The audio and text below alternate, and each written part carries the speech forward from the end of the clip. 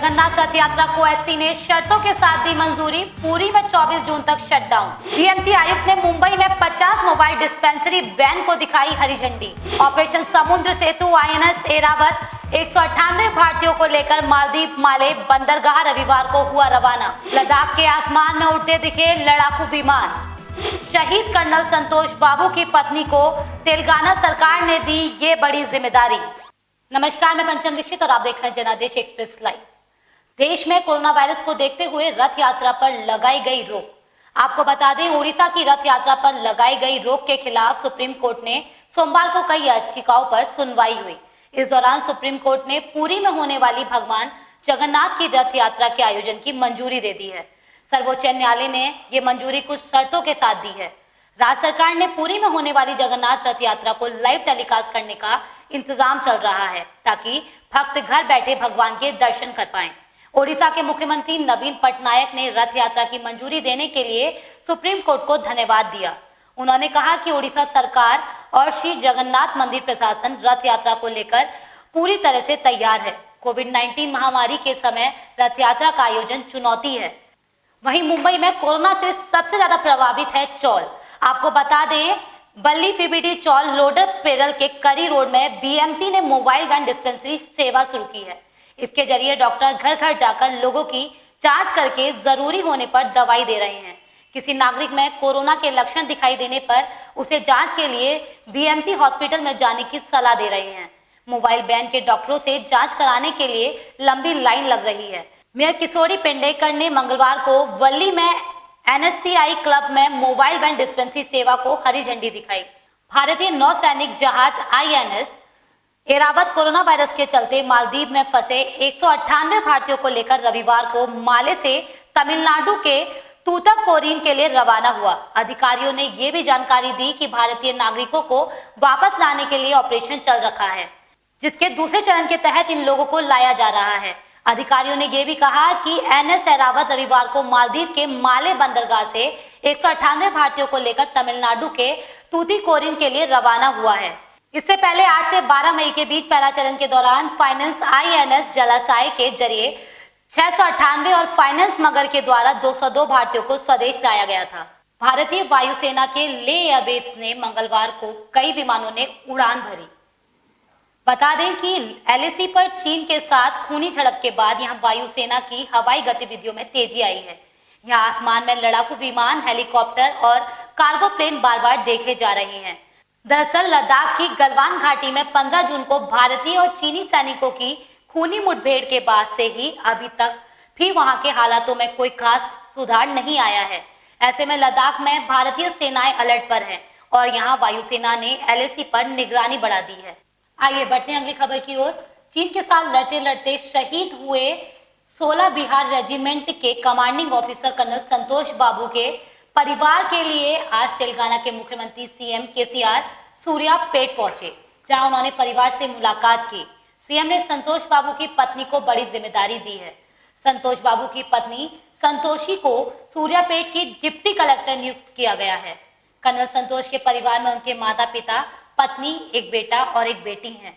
उनके पिता physical education teacher हैं। शहीद संतोष ने हैदराबाद के सैनिक स्कूल में पढ़ाई की, फिर वे एनडीए के लिए चुने गए थे। तेलंगाना के सीएम चंद्रशेखर राव ने कर्नल बाबू की पत्नी को सरकारी नौकरी के अलावा 5 करोड़ रुपए और 600 गज जमीन देने का फैसला किया है।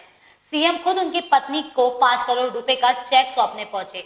कर्नल संतोष बाबू के माता पिता और पत्नी ने इस घड़ी में मदद के लिए आगे आने वाले मुख्यमंत्री केसीआर के प्रति आभार व्यक्त किया।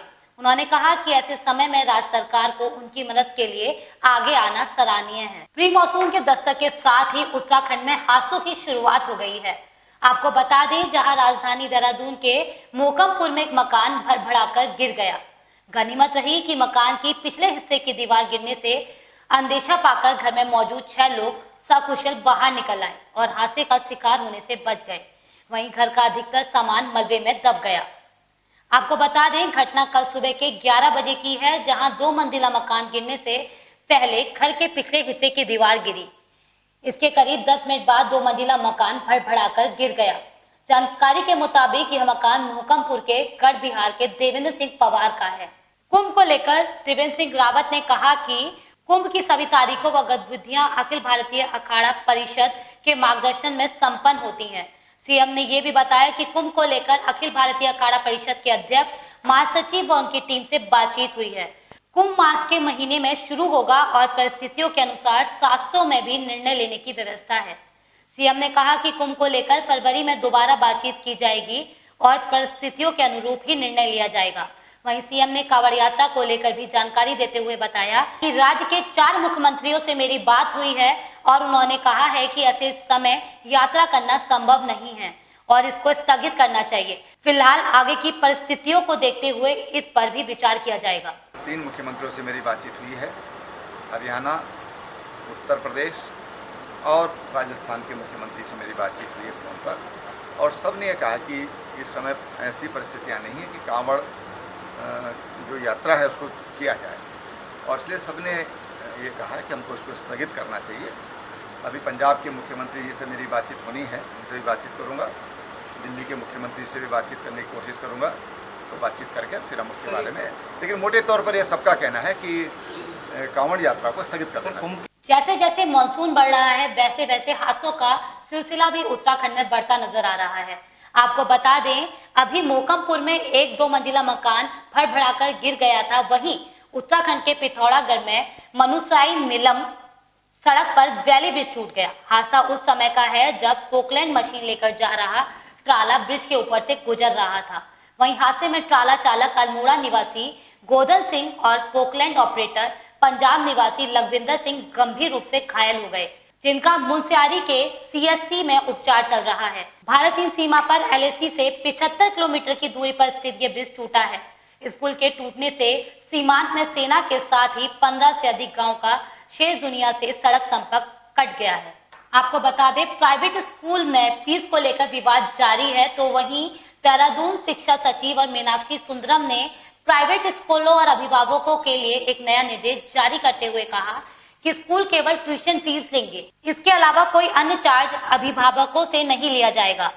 साथ ही उन्होंने कहा कि केवल ऑनलाइन माध्यम से पढ़ाई कराने वाले स्कूल ही फीस लेने के हकदार होंगे। पढ़ाई के बावजूद फीस देने में असमर्थ अभिभावक स्कूल प्रिंसिपल को लिखित आवेदन कर सकेंगे। शिक्षा सचिव ने यह भी कहा कि अगर कोई फीस नहीं दे पाता तो ऐसे किसी भी छात्र का नाम स्कूल से नहीं काटा जाएगा। वहीं जिन अभिभावकों की आजीविका पर असर नहीं पड़ा, उन्हें नियमित रूप से ट्यूशन फीस देनी होगी। नमस्कार, मैं Meenakshi Sundaram, nodal officer Dehradun smart city proposal. Smart city mission में पिछले बार जो चुनिंदा शहरों में देहरादून का भी प्रपोजल सबमिट किया गया था और दुर्भाग्यवश हम लोग पहले लिस्ट में सेलेक्ट नहीं हो पाए, और गवर्नमेंट ऑफ इंडिया ने पहले लिस्ट में जो शहर नहीं आए हैं उनको एक फास्ट ट्रैक सबमिशन का मौका दिया है। वो टोटल 23 शहरों को दिया है, जिसमें देहरादून भी इंक्लूडेड है। और इस बार हम लोग अपने सारे कमियों को दुरुस्त करते हुए दोबारा नए सिरे से प्रपोजल भेज रहे हैं। खबरों में बस इतना ही। बने रहे हमारे साथ, देखते रहे जनादेश एक्सप्रेस लाइव। नमस्कार।